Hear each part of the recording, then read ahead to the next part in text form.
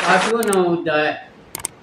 आप माधव सेवा संस्थान चैनल देख रहे हैं और चैनल पर आपका हार्दिक स्वागत है। संधि होने के बाद भी अमेरिका और ईरान युद्ध बंद नहीं हुआ है, बल्कि पुनः शुरू हो गया। यह बहुत ही दुर्भाग्यपूर्ण।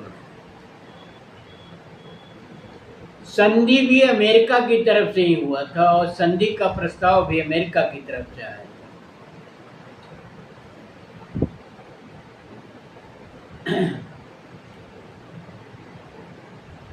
हालांकि ईरान जो है इस संधि के लिए पूर्ण रूपेण मानसिक रूप से तैयार नहीं था, क्योंकि उसे अंदेशा था कि अमेरिका फिर धोखा देगा और संधि करने के बाद भी लड़ाई की बात होगी। इसलिए वह बेमन से संधि पर दस्तखत किया कि एक पॉजिटिविटी थी कि चलिए ठीक है, जो कुछ भी होगा देखा जाएगा, संधि पर हस्ताक्षर करते हैं। परंतु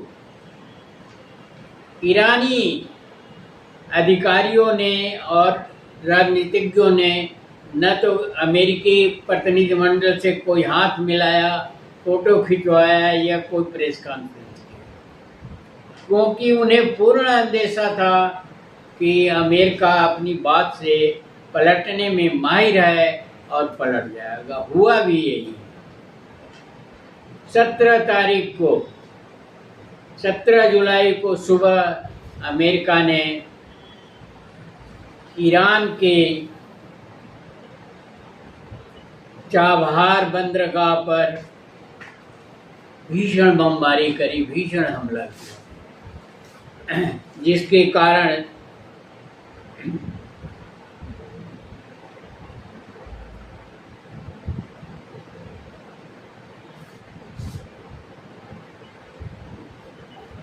निगरानी टावर ध्वस्त हो गया। आपको बताते चलें कि चाबहार बंदरगाह का काम भारत सरकार के सहयोग से बनाया जा रहा था। उसका निर्माण जो है भारत और ईरान के सहयोग से हुआ था, ताकि अफगानिस्तान से व्यापार आसानी से किया जा। हालांकि बाद में भारत ने चाबहार बंदरगाह से अपनी सहायता या अपना सपोर्ट खींच लिया। अमेरिका के दबाव में उसने ऐसा किया, भारत ने, जो पूर्णतः गलत है। जब एक बार आपने ये सहमति दे दी कि चाबहार बंदरगाह में सहयोग करेंगे, तो फिर किसी के दबाव से उसे बदलना ठीक नहीं। बहरहाल वहाँ का निगरानी टावर जो है वो क्षतिग्रस्त हुआ और अन्य नागरिक जगहों पर भी अमेरिका ने ताबड़तोड़ हमले किए।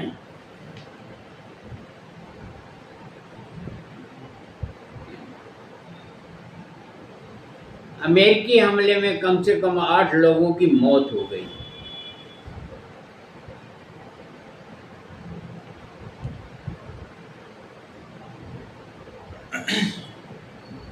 चाबहार बंदरगाह को अमेरिका ने ये तीसरी बार निशाना बनाया है। 2 बार पहले इसके जो है युद्ध हुआ था उसमें निशाना बनाया था।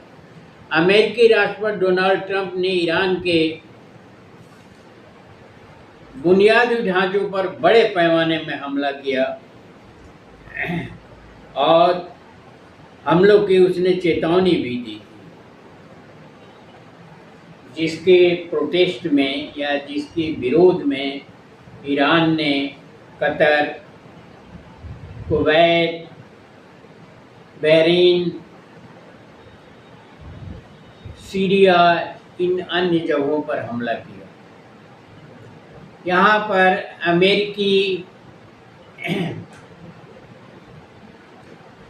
अमेरिका के टर्मिनल्स हैं, अमेरिका के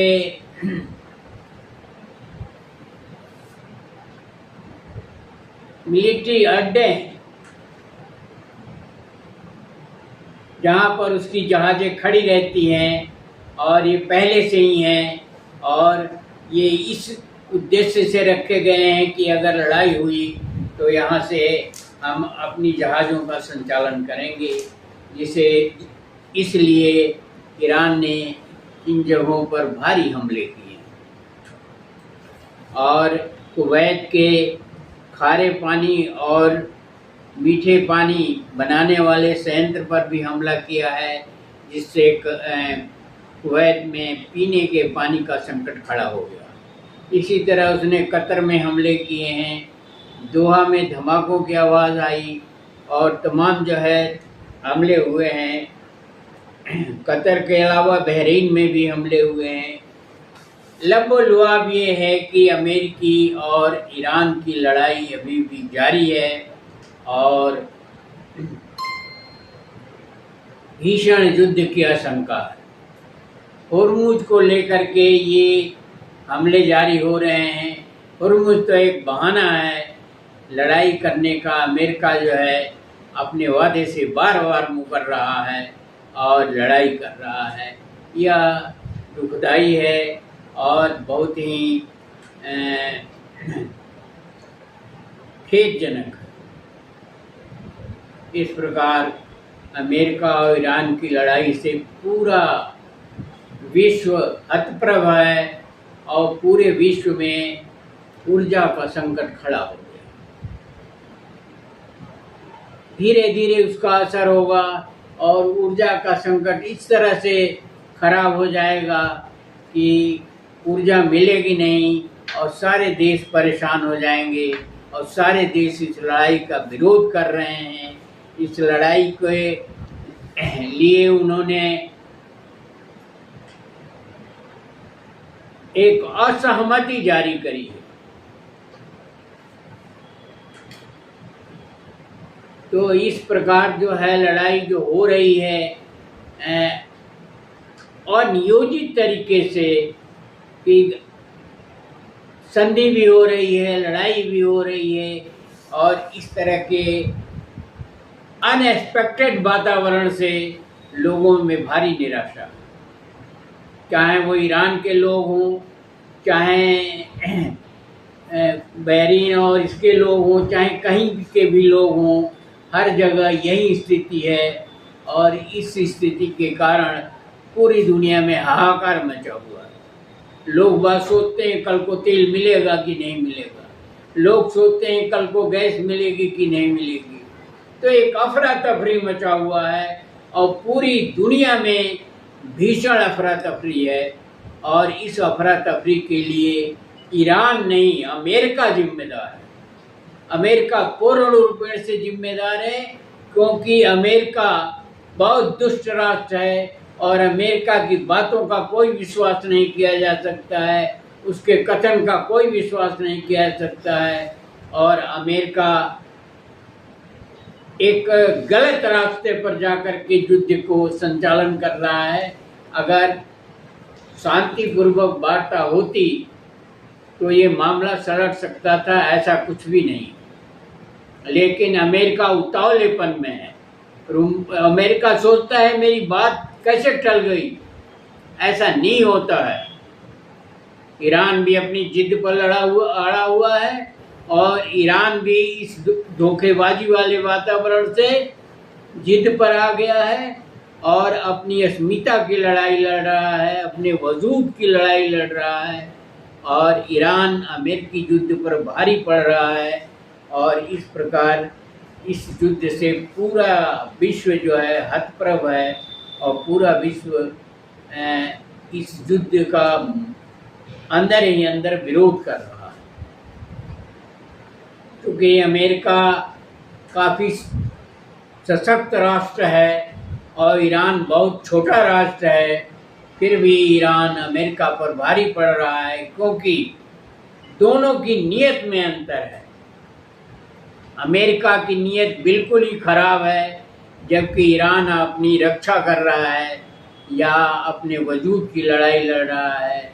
इस प्रकार एक बेमतलब की लड़ाई, एक फिजूल की लड़ाई, एक जिद की लड़ाई, एक नासमझी की लड़ाई चल रही है और तबाही जो है पूरे विश्व के सर पर मंडरा रही है, जिसके कारण कभी भी विस्फोटक की स्थिति पैदा हो सकती है और पूरा विश्व जो है बर्बाद हो सकता है। इसलिए अमेरिका को सोचना चाहिए और शांतिपूर्वक जो है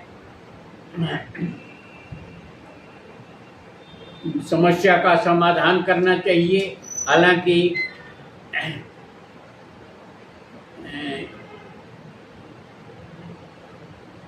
ईरान को कतई विश्वास नहीं।